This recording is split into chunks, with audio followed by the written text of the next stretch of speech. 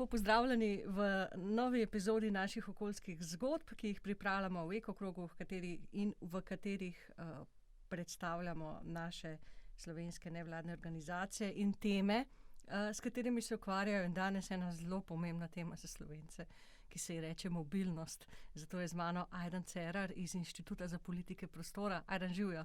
Zdravo. Dolg časa sva se lovila in sem res vesela, da se končno srečava in da se bova končno lahko pogovorila o tej tako obširni temi, ki sem jo skušala potem skrajšati in sem si izbrala par takih pomembnih vprašanj, za katere se mi zdi, da so v tem trenutku za nas pomembne. Seveda boš pa ti povedal, če še kaj takega, kar sem pozabila. Kako potujemo v Sloveniji, kako potujemo do služb, kako potujemo do opravkov, kako potujemo po obiskih in tako naprej, vse to danes. Ajden, za začetek, rekla sem, prihajaš iz Inštituta za politike prostora. Prej sva se pogovarjala, 15 let približno že obstajate. Koliko časa si ti že zraven? Kar dolgo, ne? Dolgo. Na IPOP-u sem približno 10 let, recimo. Inštitut pa obstaja že dobrih 15 let in vsa ta leta se ukvarja s temami povezanimi z mesti, povezanimi z urbanizmom, bivanjem in tako naprej. In ene izmed tem, s katerimi se ukvarjamo, je gotovo promet, že od samega začetka. Poleg tega pa veliko pozornosti namenjamo še trajnostnemu razvoju v kontekstu mest, skupnostnemu sodelovanju v mestih in predvsem to, kako izboljšati kvaliteto življenja v mestih in tudi manjših krajih, seveda. Zdaj te bom čisto na kratko ujela za tole besedo, ki si jo, oziroma tem izrazom, ki si ga uporabil, trajnostni razvoj v kontekstu mest. Ja. A mi lahko na kratko poveš, kaj to pomeni? Vprašanje, če lahko na kratko. Ampak konkretno, recimo za meščana, kaj to pomeni? Ja, tudi na ravni mest so določeni elementi trajnostnega razvoja lahko bolj izpostavljeni. Gotovo je ena izmed takih, o kateri bova tudi danes govorila, promet, mobilnost in tako naprej. Pa vendar to ni edina, ne. Tudi v mestih je veliko vprašanje, kako živimo, koliko energije porabimo za to, na kakšen način sodelujemo, pa tudi v končni fazi pridejo lahko v ospredje tudi precej družboslovne teme v tem kontekstu. Povedal bom eno, ki se zdi meni precej pomembna zadnje čase, s katero se veliko ukvarjam, koliko se ljudje med sabo poznajo, ratujejo vse pomembnejše, tudi v kontekstu trajnostnega razvoja, še bolj pa v kontekstu klimatskih sprememb. Namreč, zaradi klimatskih sprememb je v mestih več izrednih dogodkov in v teh izrednih dogodkih se vedno znova izkaže kot zelo pomembno, kako ljudje med sabo sodelujejo, koliko se poznajo, in to je tudi nekaj, kar narekuje, na kakšen način se mesta na te dogodke odzivajo, in to je tudi neki napovedovalec, ali se na te dogodke odzivajo mesta boljše ali slabše. In slabše pomeni pač jasno večja materialna škoda, lahko tudi več žrtev in tako naprej. Koliko je te skupnosti ostalo? Ja, seveda. To je tema čisto za nekaj drugega. Greva midva na mobilnost. Vroče poletje smo imeli letos, sušno vroče poletje, požare smo imeli in mislim, da so tudi zadnji podnebni skeptiki ugotovili, da je zmanjkalo goriva zanje. Nisem sicer čisto prepričana, ampak recimo, smo imeli tudi primer profesorja, ki je znova govoril o tem, da podnebnih sprememb ni. Vedno se najdejo. Ampak jaz bom citirala tvojega kolega Aljaža Plevnika, kolega ne sicer po delu, ampak kolega po temi, ne po organizaciji. Aljaž je na Urbanističnem inštitutu še vedno, kolikor vem. Takole je rekel: v Sloveniji še vedno sanjamo o širitvi cest, vpadnic, obvoznic, o novih pasovih, novih cestah za parkirišča, podiramo drevesa in podobno. Mimogrede, letos poleti so padla drevesa pri Stari Iliriji v Ljubljani, to sem si dobro zapomnila, sem se vozila mimo. Zdaj pa jaz rečem, ko pa bi moralo biti vsem jasno, da rabimo več narave in manj betona, če nam pa letos to ni postalo jasno, ne vem, kdaj nam bo. Ajden, koliko smo v Sloveniji vložili v zadnjih nekaj letih v cestno, železniško, peš infrastrukturo, kolesarsko infrastrukturo? Se da to primerjati? To je težko vprašanje. Pogosto pogledamo občinske proračune ali tudi ostale dokumente in resnici na ljubo je te investicije pogosto zelo težko razčleniti. Če z nekim banalnim primerom to ilustriram, če se prenovi cesta, iz investicije težko reči, kateri del je šel za pločnik, kateri del za kolesarsko stezo, kateri del za preplastitev cestišča in tako naprej. Tako da pride do natančnih številk ni lahko, je pa precej enostavno priti do zgodbe. In sicer, da še vedno večino sredstev investiramo v avtomobile oziroma v cestno infrastrukturo za motorni promet. To se vedno znova pri teh pregledih izkaže. Pokaže se to tudi na bolj enostavne načine. Ne? Če recimo pogledamo, kako so se slovenske avtoceste izboljšale v zadnjih nekaj desetletjih in postale evropsko povsem primerljive avtoceste v smislu kvalitete in tako naprej. Če na drugi strani pogledamo slovenski javni promet, potniški promet, se kaže popolnoma druga slika.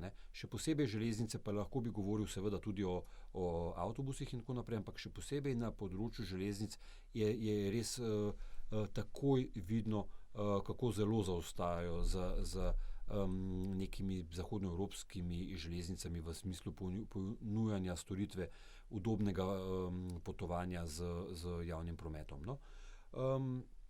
Zadnja leta sicer več vlagamo v kolesarske steze, predvsem se opazi, po celi Sloveniji se izboljšuje kolesarska infrastruktura, kar je zelo dobro, tudi v površine za pešce in tako naprej, vendar ne moremo mimo tega, da je na prvem mestu še vedno avtomobil in to na račun vseh drugih. Na račun vseh drugih pomeni na eni strani v smislu prostora, da zavzame zdaleč največ prostora. Če pogledamo katerokoli cesto tu okoli, vidimo, da je pešcem in kolesarjem namenjenih nekaj metrov, avtomobilom recimo 10 metrov ali kaj takega. Hkrati pa tudi v bolj političnem smislu. Še posebej imamo veliko primerov cest v naseljih, ki so relativno ozke, mogoče sploh nimajo pločnikov, kolesarske steze in tako naprej, pa vendar dopuščamo visoke hitrosti potovanja, recimo 50 na uro. In to ni strokovno vprašanje, to je politično vprašanje, komu damo prednost. Komu damo prednost hitrosti potovanja avtomobila ali varnosti ostalih udeležencev. In tudi tukaj na tem področju smo še precej avtocentristični, če lahko uporabim ta izraz. In tako v finančnem, kot v tem smislu avtomobil postavljamo visoko pred ostale načine potovanja, kar pa ni vedno čisto logično. Podatki kažejo, da je 50% voženj z avtomobilom krajših od 2 km. In to so razdalje, ki jih večina ljudi lahko prehodi ali prekolesari relativno enostavno. In če bi večji delež teh potovanj na kratke razdalje opravili peš ali s kolesom, bi bilo tudi na cesti manj zastojev, manj gneče in manjša bi bila potreba po širjenju cest oziroma investiranju denarja v nove cestne povezave. Tu je precejšen manevrski prostor, kjer lahko spreminjamo potovalne navade. Se je zanimivo, se mi zdi, da kar vsake toliko časa v takem rednem zaporedju se pojavijo te ideje o širitvi te obvoznice, pa o širitvi te opaznice, pa potem znova zamrejo te ideje oziroma se jih ne sliši toliko in vsakeč znova nevladne organizacije opozarjajo. Ne vem, čigav je ta izraz. Ta izraz mi je zelo všeč. Če greš hujšat, ne kupiš večjih hlač. Ne vem, je to izraz Greenpeacea ali ne vem, celo vas, ne vem, kdo se tega prvi spomnim. To je mednarodni izraz, bi pa tukaj odgovoril s tem, da to ni samo mnenje nevladnih organizacij. Večji del sodobne prometne stroke so povsem strinja, da če širiš ceste, dobiš več avtomobilov. To lahko tudi bolj strokovno razložimo, ampak to tudi v Sloveniji potrjuje tako teorija kot tudi praksa. Teorija gre približno takole. Vsi poznamo ljudi, ki se v Ljubljano vozijo ob nemogočih urah. In če jih vprašamo, zakaj, rečejo zaradi tega, da se izognemo gneči. Drug tip ljudi, ki se izogne gneči, tako, da vozi po nekih cestah, ki jih ne poznamo, nekih manj znanih cestah, imajo neke bližnjice, grejo čez neko polje in tako naprej. In znova, če jih vprašamo, zakaj se vozijo tam, rečejo, da zaradi tega, da se izognejo gneči. Če mi cesto do tega kraja, deva čisto, da bo lažje govoriti z Brd Domžale, razširimo, je prva sprememba, da ti dve skupini ljudje, ki so potovali zelo zgodaj zjutraj, da bi se izognili gneči, začnejo potovati ob običajnih urah. Tisti, ki so potovali po nekih neznanih poteh, začnejo uporabljati novo cesto. In tako se delež prometa takoj poveča in ta izboljšava širše ceste je takoj nekoliko zmanjšana, ne? Vendar pravi val pride nekoliko kasneje, ko se ljudje začnejo seliti. Namreč še posebej v državah, in to žal za Slovenijo velja, ki nimajo stanovanjske politike oziroma dolga leta niso imele stanovanjske politike in se, kar se pri nas kaže, stanovanja zelo dražijo oziroma so že zelo draga, še posebej v Ljubljani. Iščejo ljudje nove strategije, kako priti do cenejših stanovanj in ena izmed teh strategij je kupovati stanovanja v okoliških krajih v regiji, ki so z cesto dobro povezana z Ljubljano. Dokler to naredi nekaj ljudi, ni noben problem. Ko pa to naredi neka kritična masa ljudi, se pa ta nova cesta, ki naj bi rešila problem zastojev, znova napolni s prometom, točno tako, kot se je prejšnja. Namreč, koliko potujemo, je psihološka meja, tam nekje med 45 minut in 1 uro. In cesta se napolni s prometom, tako da se ta potovalni čas nekje približa tistemu, kjer je bil predtem, preden se je cesta razširila, le da je na njej bistveno več avtomobilov. In s tem širjenjem ceste vedno znova vrtimo v tem začaranem krogu. In če hočemo videti, kam ta začaran krog pelje, pogledamo ameriška mesta, ki so se v tem začaranem krogu znašla že pred več desetletij. Ta začaran krog pripelje do tega, da mestu ni ničemer več podobno. Okrog in čez mesto je ogromno avtocest, vsako leto jim dodajo nove vozne pasove in govorijo, ta vozni pas bo rešil primer gneče in jasno nikoli ga ne reši. Na drugi strani je v mestu vedno večja potreba po parkiriščih, tako da na koncu mesto postane ogromno parkirišče in avtocesta. Razdalje med hišami se povečajo, hoja in kolesarjenje rata še manj prijetna, zrak še bolj onesnažen in še več ljudi se vozi z avtomobilom. In še več se jih odseljuje. In še več se jih odseljuje, ni več nobenega razloga za živeti v tem mestu, ker je res neprijetno. In tako se znajdemo v nekem začaranem krogu. Na drugi strani imamo tudi obratne primere mest, ki so se odločile ta začaran krog prekiniti že pred desetletji in gre jim odlično.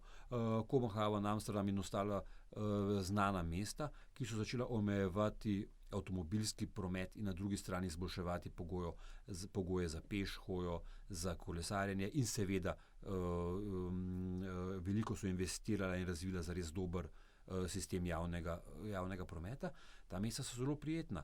Ljudje v njih radi stanujejo, ljudje se v njih počutijo dobro in v končni fazi vedno pridemo do tega, da ljudje se v bistvu radi stanujejo v mestih, kjer lahko 8-letni otrok pride sam peš do šole, brez izpostavljen večji nevarnosti. Da ljudje radi živijo v mestih, kjer se jim stanovanja mimo okna vozi manj avtomobilov, da ljudje radi živijo v mesti z boljšim zrakom, kjer se z veseljem peš odpravijo po nekih enostavnih vsakodnevnih opravkih in v tem procesu srečujejo drugi ljudi, za razliko od mest prilagojenih avtomobilom, kjer se moraš za vsak opravek odpeljati z avtomobilom nekam na drugo stran mesta. Če pa se že ne, se moraš pa boriti z avtomobili. Tako nekako. In to kaže tudi na žalost cene nepremičnin, ki se v teh mestih, ki so prijetna za življenje in po meri človeka, kot temu rečemo, precej višajo. In zaradi tega je pomembno, da gre vzporedno s tem procesom tudi stanovanjska politika, da ne ratajo ta mesta tako nedostopna v smislu stanovanj. In če se vrnem na začetek svoje zgodbe, omenil sem Domžale kot primer tega, da so Domžale povezane z Ljubljano z dvopasovnico pred nekaj desetletji, ne, v začetku 80-ih. Pa smo zaradi te gneče to razširili v 4-pasovnico, pa po drugi strani zgradili novo avtocesto, vse z namenom, da ne bo več gneče. Ampak če danes poslušate poročila ali pa če si jih včeraj ali pa predvčerajšnjem na jutranjih programu, vedno isto. Kakšna gneča je na poti iz vzhodnega dela Slovenije v Ljubljano. Kljub vsem tem cestam. Skratka, očitno nismo uspeli z vlaganjem v cestno infrastrukturo tega problema rešiti, ampak je prav tak, kot je bil, le avtomobilov v gneči stoji več. In tukaj je še ena zanimivost. Nikoli pa verjetno niste slišali na radiju, na jutranjem programu poročilo o temu, a vlak zamuja ali pa da je na vlaku gneča ali pa kaj tasga, kar na nek simboličen način kaže to naš avtocentrizem, pa ne samo v simboličnemu. Vlak ali pa vozni red vlaka iz Domžal je približno tak, kot je bil pred 30 leti. V zadnjih mesecih se je kvaliteta izboljšala zaradi nakupa novih kompozicij, ampak ni težko razumeti, zakaj se nam to dogaja, če pogledamo en tak primer, ker je precej simptomatičen. Ne? V javni promet se ne vlaga zadosti, oziroma se ni razvil, ni spremenil že desetletja, v najboljšem primeru stagnira. Na drugi strani ogromno vlagamo v cestno strukturo in na koncu, kot piše v vsakem učbeniku, pridemo do tega, da večina ljudi potuje z avtomobilom in se na koncu znajde v prometnih zastojih. Zdaj se mi je v bistvu sam pripeljal čisto na zadnje moje vprašanje. Ne? Ampak ne, bova za začetek javni prevoz. Zveza potrošnikov Slovenije je naredila jeseni eno zelo zanimivo raziskavo, ne vem, jo poznaš, koliko časa v povprečju porabi javni prevoz več kot avto v Sloveniji med regionalnimi središči. In zelo zanimivi rezultati. Iz Ljubljane, ki je najbolj povezana, do Nove Gorice ali Novega mesta porabiš z javnim prevozom 60% dlje časa kot z avtom. Poveva to v številkah. Ne? Se pravi, če se pelješ iz Ljubljane do Novega mesta z avtom 1 uro, se pelješ 1:40 z javnim prevozom. Približno tako. Zmagovalec v narekovajih je relacija Nova Gorica-Koper, kjer javni prevoz traja 130% dlje. Ne? Je pa res, da imamo tudi en pozitiven primer, ampak samo eden. Relacija Trbovlje-Krško ima pa količnik 0,9, kar pomeni, da je hitrejša z vlakom. Ajdan, sam si že omenil, jaz recimo se vozim iz Gorenjske. Včasih se res zdi, da je javni prevoz načrtovan za tiste, ki nimajo avta, se pravi starejše, mlajše. Jaz kot delovno aktivno prebivalstvo sem na javnem prevozu v izraziti manjšini. Se pravi, javni prevoz ne kot alternativa, ampak kot nujno zlo. Pa se nič ne spremeni, se kaj spremeni. Nažalost, še posebej železnice so res premalo, bistveno premalo se podpiralo razvoj železniškega potniškega prometa v zadnjih desetletjih in na mojo veliko žalost smo na tem področju, po mojem mnenju, še vedno veliko premalo ambiciozni. Kot rečeno, če primerjamo slovenske avtoceste, ki so primerljive z zahodnoevropskimi avtocestami, in slovenski železniški potniški promet, je slika popolnoma drugačna. Ampak imamo super lepe nove vlake, udobne. Zakaj ne sledimo? Ja. Kar je dober korak, gotovo pravilen, vendar pa to absolutno ni dovolj. Tukaj so potrebne večje investicije. In za razliko od cestne infrastrukture, ki jo lahko gradiš po odsekih in tako naprej, je to na področju železnic bistveno težje. Ne?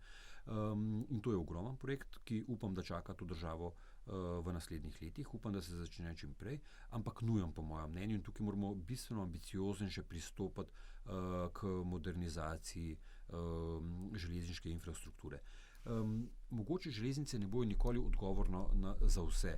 Nekdo ima pač tako delovno mesto in lokacijo bivanja, da ne moremo vsakega stanovanja povezati z železnico. Vedno bo nekdo padel skozi, vendar pa veliko večji delež zaposlenih v Ljubljani bi se lahko vozil na delo iz regije, če bi bila železnica boljša.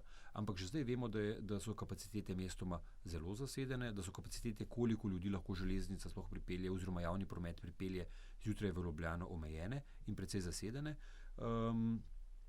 Hkrati pa tudi, tukaj je še ogromen manevrski prostor na področju hitrosti potovanja, na področju frekvence, da bi bil to taktni vozni red, kar pomeni, da bi šel vlak vsakih 15 minut ali pa nekaj takega, in v smislu udobja potovanja. Ker ljudje v končni fazi, če lahko sedijo na vlaku, vemo, da pomemben delež delovnih mest danes omogoča tudi delo z vlaka v končni fazi. Ljudje začnejo svoj delovnik z odgovarjanjem e-poštnih sporočil in tako naprej. To se da tudi na vlaku. Ljudje so zadovoljni, če lahko na vlaku nekaj naredijo oziroma se udobno vozijo in tako naprej. Ampak če, kot ste rekli, je potovanje dvakrat daljše ali pa nekaj takega, od ljudi ne moremo pričakovati, oziroma zelo veliko ljudi pričakovati, da bojo uporabljali javni promet, ker so res te pribitki na času potovanja zelo velike v končni fazi. Ljudje ne izbiramo, da bomo mučeniki javnega prometa. Želimo pač priti v službo. Seveda. In ve se, da nekateri deli regije ali pa države so z javnim prometom zares slabo povezani in tam težko pričakujemo od ljudi, oziroma jih prosimo zelo veliko, če jih prosimo k uporabi javnega prometa, ki je v obliki storitve na tako nezavidljivo nizkem nivoju. Ne. Kolegica, ki živi na podeželju, me je opozorila še na eno slovensko posebnost. Ja, rešujejo se prometne zagate v mestih, tudi z dobrimi primeri, imamo jih v Sloveniji veliko. Kaj pa podeželje? V Sloveniji je mobilnost na podeželju izrazito pa res samo vezana na avto. Zakaj se je to zgodilo? Več je razlogov. Gotovo je eden izmed razlogov, da slovensko podeželje je precej razpršeno v svoji poselitvi. In tu gre z roko v roki z avtomobilskim načinom potovanja. V smislu, če večino denarja vlagaš v cestno infrastrukturo, se ljudje selijo razpršeno, ker tudi potujejo oziroma pričakujejo, da bodo iz novih bivališč potovali v mesto z avtomobilom, ne? In ko se začne ta razpršena gradnja oziroma razpršena poselitev, ko se nadaljuje, ko pride do nekega nivoja, je tukaj zelo težko to razpršeno poselitev povezati z javnim prometom, ker vemo, da javni promet je odvisen od tega, da ljudje živijo relativno skoncentrirano tudi na podeželju, ne? In potem je pač središče te vasi povezano z neko hitro ali pa dobro povezavo in jo lahko ljudje uporabljajo, ne? Če pa vsak živi nekoliko stran od soseda, mogoče celo na robu gozda ali pa kaj takega, je pa to bistveno težje, ne? Tako da to je en razlog, kar pa ni nujno, ni rečeno, da se moramo s tem sprijazniti, ne? Ker še vedno se da pa tudi na podeželju ceste opremljati z boljšimi, bolj varnimi kolesarskimi stezami in to je ena izmed praks sedaj, ker vemo, da ima vse več ljudi električna kolesa, s katerimi lahko premaguješ daljše razdalje, hitreje, vendar pa infrastruktura temu ni prilagojena. Pogosto pri nas infrastruktura ni prilagojena niti običajnemu kolesu, kaj šele e-kolesu, ne? Pa vendar vidimo odlično prakso v tujini, da se gradijo kot neke hitre kolesarske povezave, več metrov široke, lahko bi rekli ceste, namenjene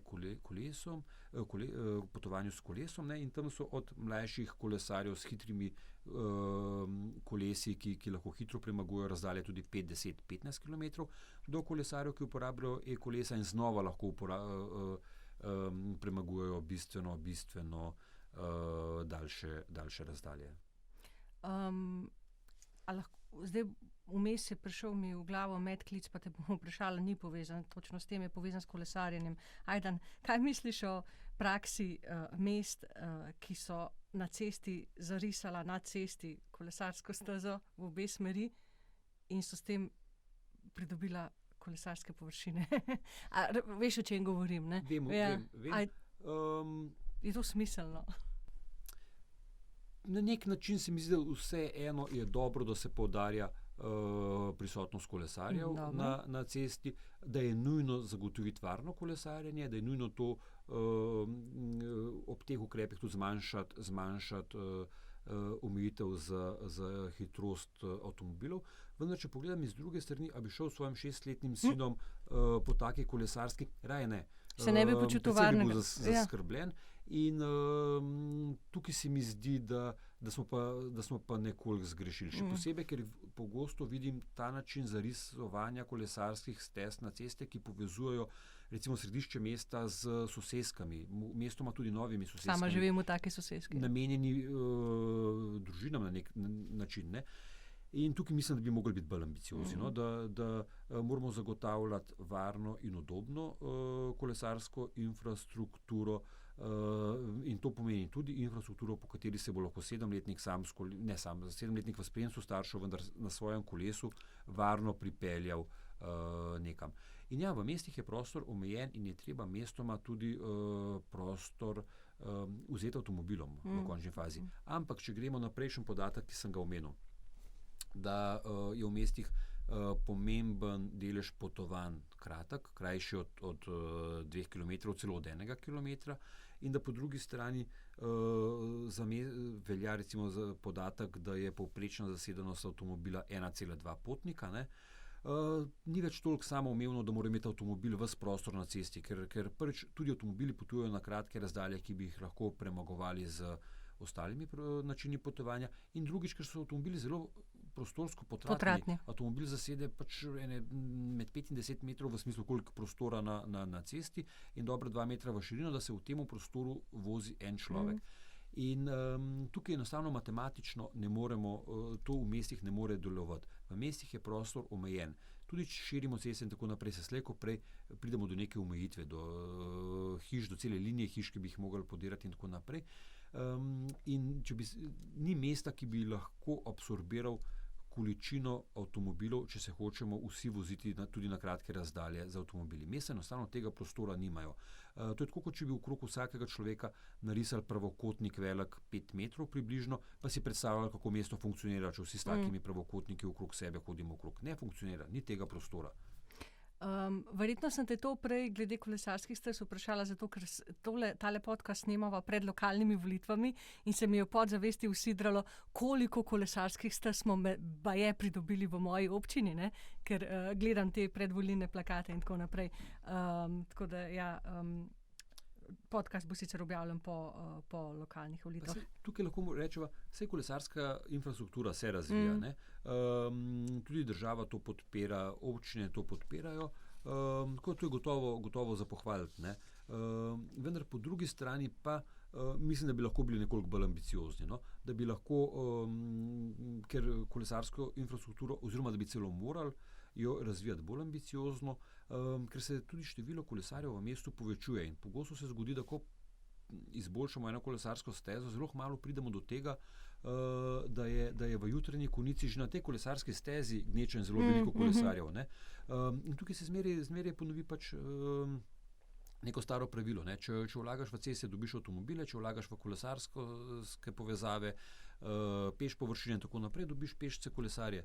In bi morali biti tudi bolj ambiciozni v smislu, da se bo število tovrstnih potovanj še povečevalo, hkrati pa ne smemo zanemariti tudi nove oblike mikromobilnosti, temu rečemo v mestih, e-skiroje in tako naprej. Tudi zaradi teh novih oblik mobilnosti se je pritisk na kolesarske steze jasno povečal.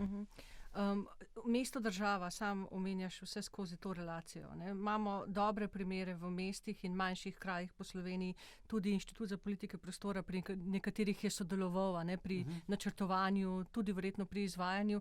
Kako deluje ta povezava mesto, država v Sloveniji? Meni se zdi, da tako na področju dobrih praks trajnostne mobilnosti. Ja, težko je enoznačno odgovoriti na to vprašanje. No. Tudi država v zadnjih letih, desetletju dela korake v pravo smer, recimo s spodbujanjem celostnega prometnega načrtovanja, celostnih prometnih strategij in tako naprej. Ne. Hkrati tudi govorimo vedno več v Sloveniji tudi o pomenu javnega potniškega prometa in kako razvijati javni potniški promet. Je to zelo težka naloga, ne? Kot sem rekel, že desetletja smo se s tem ukvarjali bistveno premalo in zelo veliko imamo za nadoknaditi, ne? Ampak hkrati pa vseeno poudarjam, da mislim, da bi tukaj na eni strani morali biti bolj ambicioznejši, na drugi strani pa ne gre samo za to, kaj narediš kot država, ampak tudi česa ne narediš. Ne? In tukaj pa pogosto pridemo v navzkrižje, da na eni strani govorimo o pomenu trajnostne mobilnosti, javnega prometa in tako naprej, na drugi strani pa govoriš o širjenju avtocest, obvoznic, vpadnic in tako naprej. Če hočeš manj prometa in če širiš ceste, je to jasno v nekem logičnem navzkrižju, oziroma ne gre skupaj. Če širiš ceste, boš imel več prometa, ne moreš pa zmanjševati prometa s tem, da širiš ceste. Ne? In na drugi strani, če izboljševanje javnega prometa je ključno in zelo vprašanje, če gre ta sveženj ukrepov dobro skupaj z ukrepi širjenja cest na drugi strani. Ne? Ker če širiš ceste, boš imel več ljudi v avtomobilih, več ljudi na cestah in kdo so potem ti ljudje, ki bodo uporabljali javni potniški promet. Ne? Ker če te lahko prekinem, včasih se mi zdi, da so lokalne skupnosti same sebi prepuščene, ne? Pravzaprav, ali pa regije v Sloveniji, glede reševanja tega. težko spet enoznačno odgovorim na to, ne? Ampak lahko pa omenim dobro prakso, da imamo celostne prometne strategije, ki nekako v strateškem smislu zastavi razvoj prometa na lokalni ravni, na občinski ravni, da imamo tudi vedno več regionalnih prometnih strategij, ki te lokalne ravni uskladi. Ne? Veste pa, da v Sloveniji ni neobičajno, da je kakšen ukrep tudi neskladen z strateškimi smernicami ali usmeritvami ali kakorkoli, in da tukaj imamo še nekaj možnosti izboljšanja te prakse. No? Morava seveda nujno reči še nekaj besed o zadevi, ki sva se jo že dotaknila, to je to stanovanja na periferiji oziroma pač iz mest in potem to tako imenovani commuting oziroma vožnja na delo, ki je seveda povezana tudi s to hudo centralizacijo, ki smo jo v Sloveniji še vedno priča. Ampak to bova res na koncu. Zdaj bi te vprašala, Ajdan, ta mit o slovenski navezanosti, o navezanosti Slovenca na avto. Ali je to mit, ali je resnica? Oziroma tako, če vprašamo Slovenca, zakaj se ne vožiš z busom, kaj bo rekel? Ja. Malo tega je mit. Malo tega je mit. Ljudje v končni fazi, kot sem že prej mal načel, ljudje imajo radi ulice brez avtomobilov. Ljudje se radi sprehajajo po mestih ali pa delih mest, kjer ni avtomobilov. Ljudje imajo radi, da lahko njihovi otroci hodijo sami do šole ali kaj podobnega. Ampak a se ti ne zdi, oprosti, ker te prekinem, a se ti ne zdi, da je to ta tipična misel, da morajo drugi nekaj narediti, zato se bom jaz imel bolje, jaz se pa svoji stvari ne bom odpovedal? Ne nujno. Pač težko odgovorimo z nekim generalnim odgovorom tukaj, vendar ne, poglejmo, pač, recimo pomemben ukrep ali pa svežen ukrepov se mi zdi prilagajanje ljubljanskega mestnega jedra pešcem. To je nekaj, preden so ti ukrepi nastopili, smo pogosto slišali, s tem v Sloveniji nima smisla. Slovenci se radi vozimo z avtomobilom, to je nekaj, kar pritiče zahodnim mestom in tako naprej. V Sloveniji pa nima smisla izvajati ukrepov umikanja prometa iz središča mesta. Pa se je izkazalo, da ko so promet umaknili iz ljubljanskih trgov in ulic mestnega jedra, so se le-ti takoj napolnili z ljudmi. In če danes v anketah vprašamo ljudi, oziroma smo jih že vprašali, kako se jim to zdi, veliki večini je res zelo všeč in tudi slišati niso pripravljeni o tem, da bi šli nazaj na to, da bi se po Wolfovi vozili avtomobili ali pa parkirali na Kongresnem trgu in tako naprej. In tudi v manjših krajih, ne vedno, ne povsod, pa vendarle praviloma, ker spreminjamo v začasnem smislu ulice v središču kraja, tako da so bolj po meri človeka, torej bolj po meri pešca in kolesarja. Ankete na koncu pokažejo, da je 2/3 ljudi s tem zelo zadovoljnih in da bi si želelo, da je to neka stalna praksa. Kot rečeno, ne vedno, ne povsod, ampak v večini primerov se pa pokaže, da je v končni fazi to ljudem všeč. Tako da ta teza, da smo Slovenci zelo navezani na avto, ni nujno vedno pravilna, se pa po drugi strani kaže nekaj bolj zaskrbljujočega, da na evropski ravni potrošimo največ za avtomobilsko mobilnost tudi na ravni gospodinjstva. Da smo prvaki v tem, da potrošimo okrog 16% družinskega proračuna za potovanje oziroma lastništvo in tako naprej avtomobilov.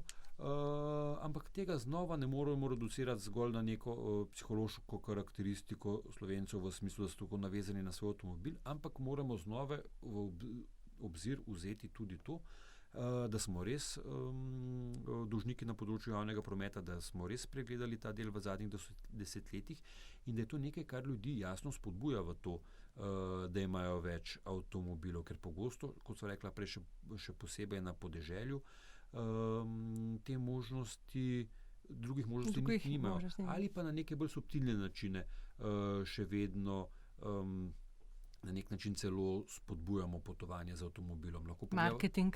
Ne nujno. Poglejmo recimo primer iz Ljubljane.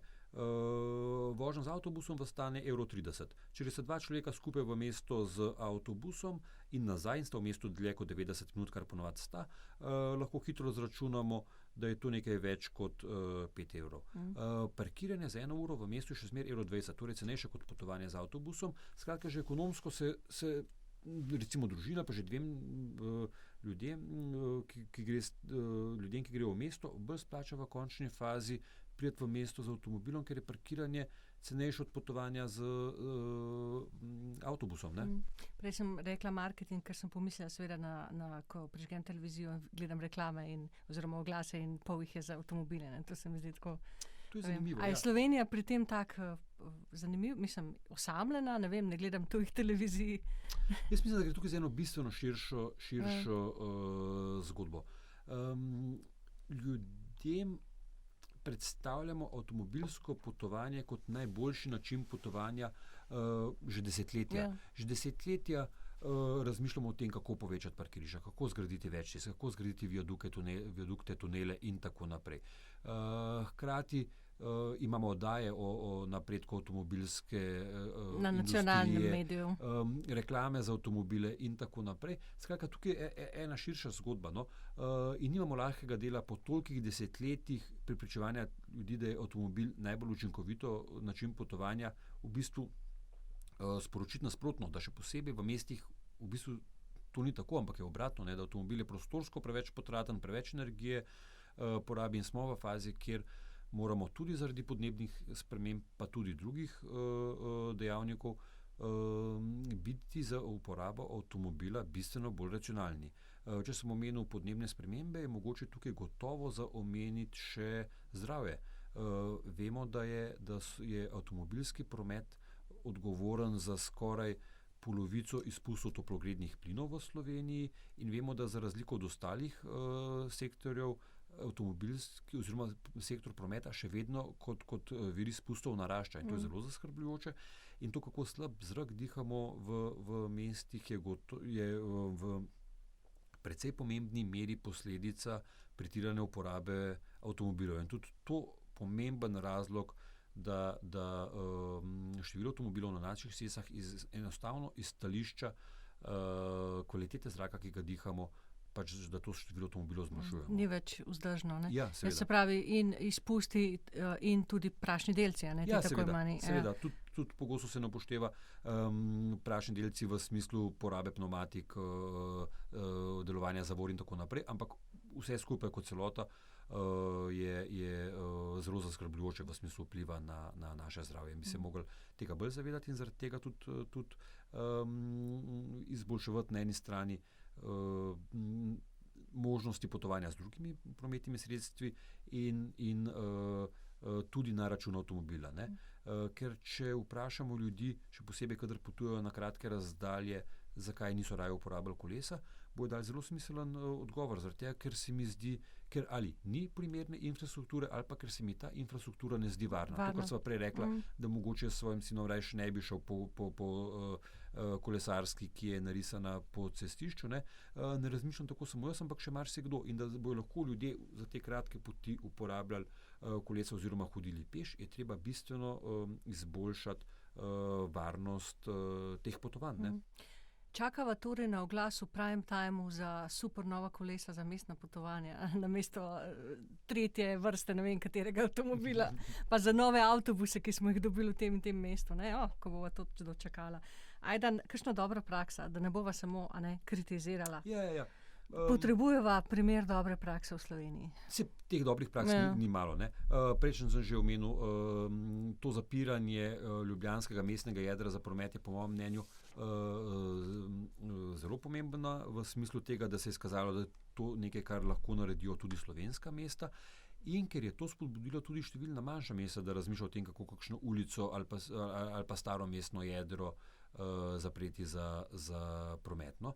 In tukaj mogoče se je tudi izkazalo, pač to, kar sem prej omenil, da to večinoma ljudem zelo všeč v končni fazi. Ne? Mogoče imamo pred nastopom tovrstnih sprememb nekaj strahu, jasno, to je v naši naravi, vendarle, ko se ljudje teh sprememb navadijo, je ponavadi delež tistih, ki jim je to všeč, bistveno večji kot delež tistih, ki jih ni.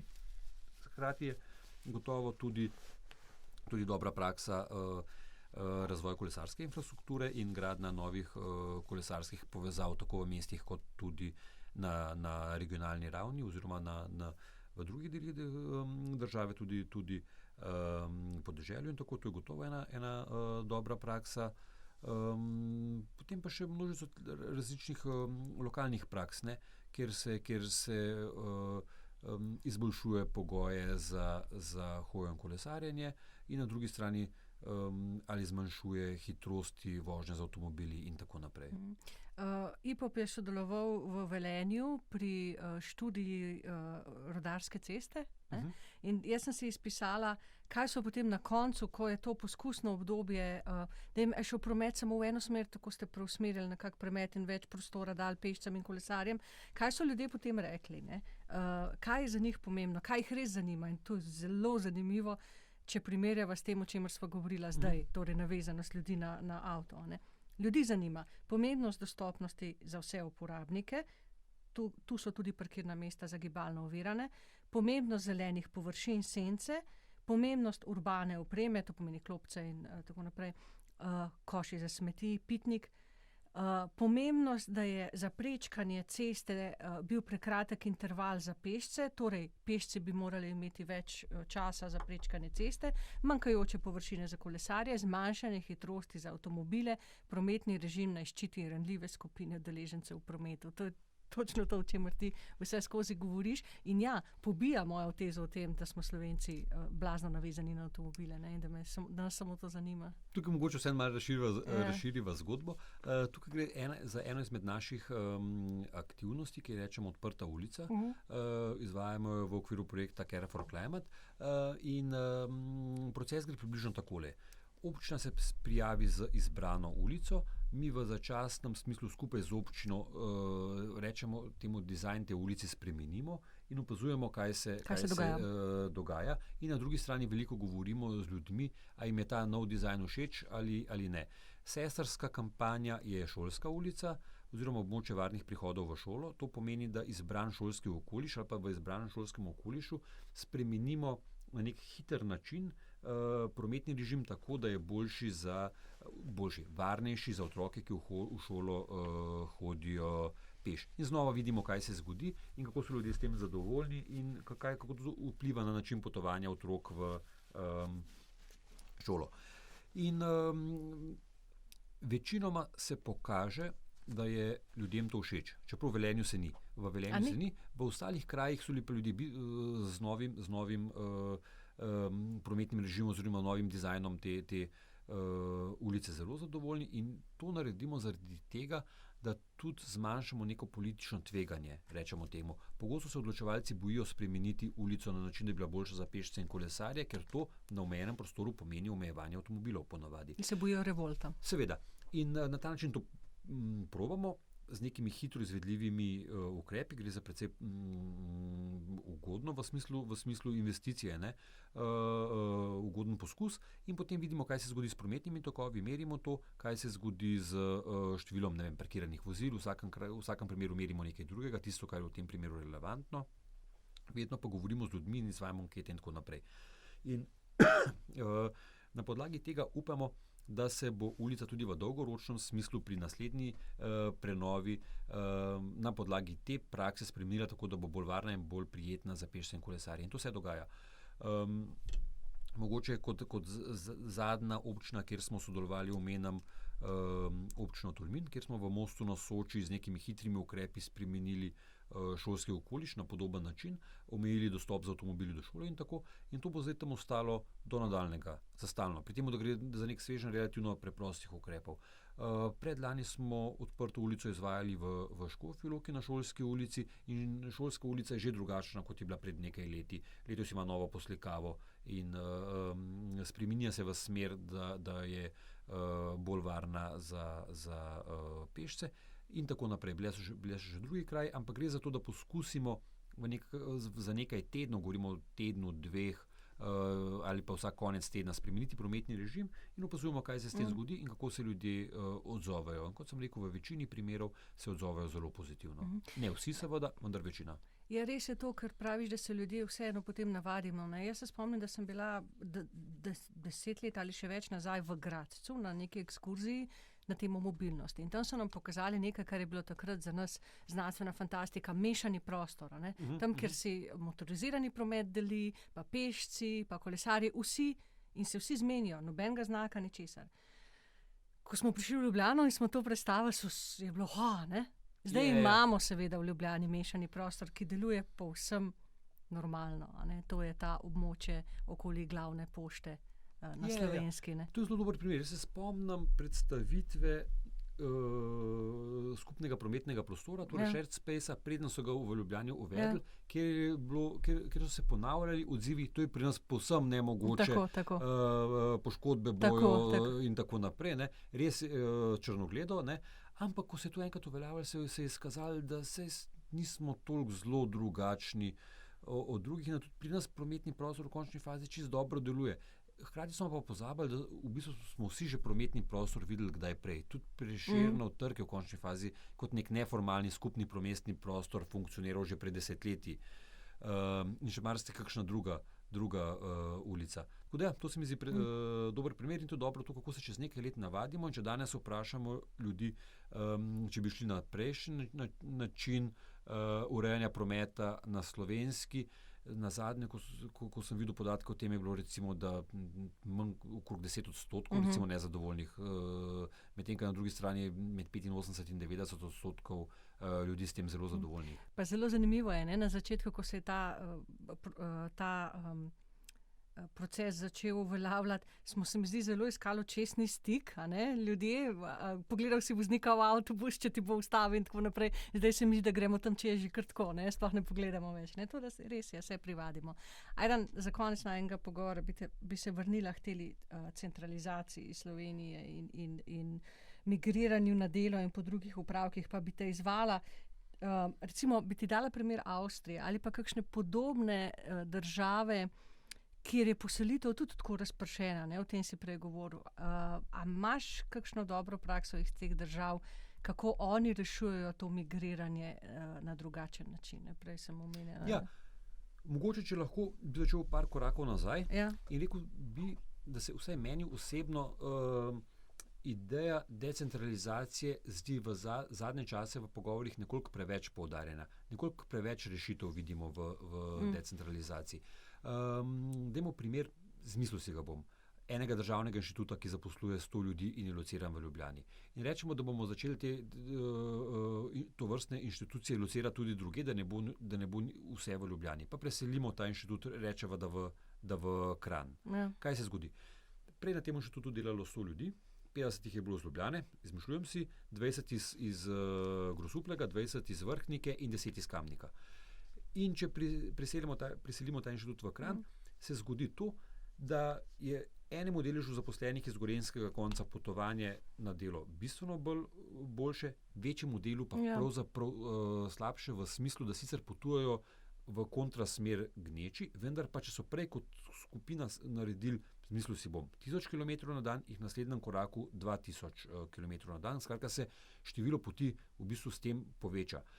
En tak hiter, sicer banalen, pa kljub temu primer, da ni vedno odgovor v decentralizaciji. Jaz mislim, da premalo govorimo o policentrizmu, še posebej v smislu storitev, da ti ni treba vedno za opravljanje nekih opravkov, obiskov nekih storitev uporabljati avtomobila, da bi to moralo biti tudi v manjših krajih. Se pravi, manjša, tako. Ja, seveda. Zadnji čas se opazimo, da bom dal znova en tak vsakdanji primer, ampak zapiranje pošte v manjših slovenskih krajih. Samo zapiranje pošte, mogoče še ne toliko zelo, ampak ko je teh zadev malo več, ko tudi ni več trgovine, pa trafike, pa še česa drugega, to sili ljudi k temu, da se bistveno več vozijo z avtomobili. Torej tukaj poudarjam pač policentrizem kot vse eno smiselno smer. Drug del pa, ki ga ne smemo spregledati, pa je, da je ogromno neizkoriščen potencial tudi gradnja ob koridorjih javnega prometa, še posebej železnice. Izvara si me z avstrijskim primerom, recimo, poglejmo Seestadt Sosesko, še predno so jo zares začeli graditi, so že podaljšali linijo lokalne železnice tako, da pride do Soseske nova linija z frekventno povezavo. Ne? In na tak način lahko tudi soseske oziroma kraje ali pa novo gradno, ki ni v mestu, ampak je mogoče v predmestju ali pa kaj takega, na učinkovit in hiter način povežemo z mestom. Ne, se vemo, železnico z Ljubljane v 10 minutah pridemo kam v končni fazi. Ne? Pri nas pa pri novih gradnjah seveda parkirno mesto POK. Oziroma se celo pogosto zgodi, da ko ljudje enkrat že tam stanujejo, šele odpremo vprašanje, kako bodo ti ljudje pravzaprav potovali, kamor morajo potovati. In šele takrat ugotovimo, da tukaj v okolici ni enega trga, ene trgovine, pošte ni skoraj ničesar in na drugi strani nobene ponudbe javnega prometa. In na ta način se zelo otežujemo svoje življenje, no? ker seveda tukaj potem v trenutku nastane skupek novih problemov, ki bi se jih pa do neke mere dalo predvideti in, kot sem rekel prej, dalo tudi nasloviti že v koraku prej. Skratka, kar hočem reči je, da se moramo ob načrtovanju novih gradenj že v tej fazi ukvarjati tudi z vprašanjem prometa, dostopnosti storitev in tako naprej. Ne? Da so to povezane vprašanja, ki jih je bistveno lažje reševati povezano, kot pa linearno. Prvo enega, pa šele ko nastopite, drug se vprašamo, kaj s tem. Se mi zdi, da v Sloveniji, tako zdaj bom rekla čisto laično, tule sem se zapisala, službe se centralizirajo, stanovanja se pa decentralizirajo, ker pač se selimo ven, ne, to je zdaj čisto laično. Ampak se ti zdi, da v Sloveniji ta problem, ki ga s tem ustvarja ta način bivanja na področju mobilnosti sploh naslovljena? Razmišljamo o tem, kako močno je povezana mobilnost s stanovanjsko politiko. To so veliko, mislim, težko vprašanje, no? v smislu, da odpirava velike teme, ampak ja, podatki kažejo, da se je dogajalo približno to, kar si rekla, da so se ljudje zadnja desetletja, še posebej po osamosvojitvi, selili iz velikih mest, prvo v manjše obmestne kraje, v naslednjem koraku tudi že bolj regionalno, celo na obrobje manjših krajev in tako naprej. In to je generiralo ogromno enega prometa.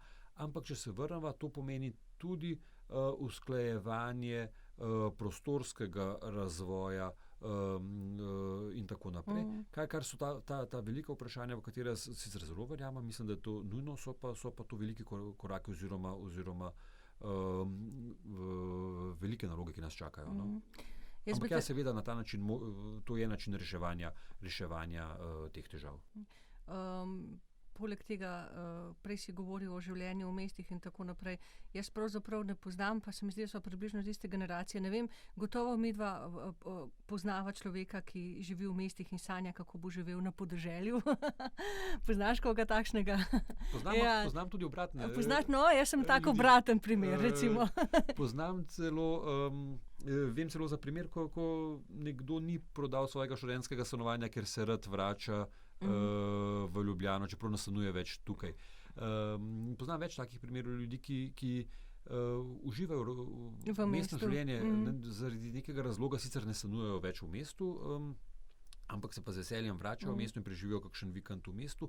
In to ni nič neobičajnega ali pa novega. To velja tako za nas, kot tudi ni nič neobičajnega, da greš za vikend na izlet na Dunaj za par dni ali pa Berlin ali pa karkoli. Torej, to, da ljudje uživajo mestno življenje, je nekaj, kar se zadnja desetletja povečuje in delež ljudi, ki jih to vrstno življenje zanima, tako v prostem času kot v smislu bivanja tudi.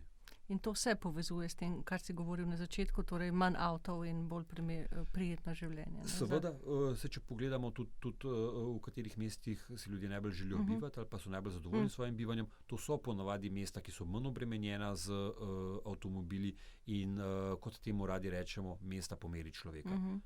Za konec najinega pogovora v bistvu eno vprašanje, s katerim sem želela začeti, pa si me prehitel. To mi povej, no. Ko razmišljamo o mobilnosti in kako se premikamo iz kraja v kraj, na kakšen način vse vpliva moja izbira na mene, na družbo, v kateri živim, na okolje in tako naprej. Spet eno kompleksno vprašanje za konec, ampak te prosim na kratko. Kako vpliva izbira mobilnosti na vse, a ne? To sem že prej malo povedal, ne? Ja, si, ja. Še posebej v tem smislu, kako to vpliva na podnebne spremembe, je jasno. Ne? Pač promet generira ogromno izpustov toplogrednih plinov, kot sem rekel, za Slovenijo slaba polovica in še povečuje se. Okolje in zdravje, ja. Tudi na ravni zdravja, ne, pač je več kot jasno, da pretirana uporaba avtomobilov na ljudi deluje slabo, tako da bi se tle mogoče lotil še dveh drugih aspektov, ki jih do zdaj še nisva tukaj odprla, družbenega in ekonomskega. Na družbenem področju se kaže, da to, kar sem že večkrat rekel, da so ljudje bolj zadovoljni v krajih, kjer se manj uporablja avtomobil, Pomembno pa vprašanje, zakaj. Raziskave kažejo, da število avtomobilov, ki se pripelje po ulici, pove, koliko se bo ljudje na tej ulici poznali med sabo. Več, ko je prometa na ulici, manj vezije med ljudmi. Zato, ker jasno, ulica rata neko vlogo reke dobi ali pa nekaj tazga, nekaj, kamor ne greš čez, kamor ne pustiš otrok čez in tako naprej.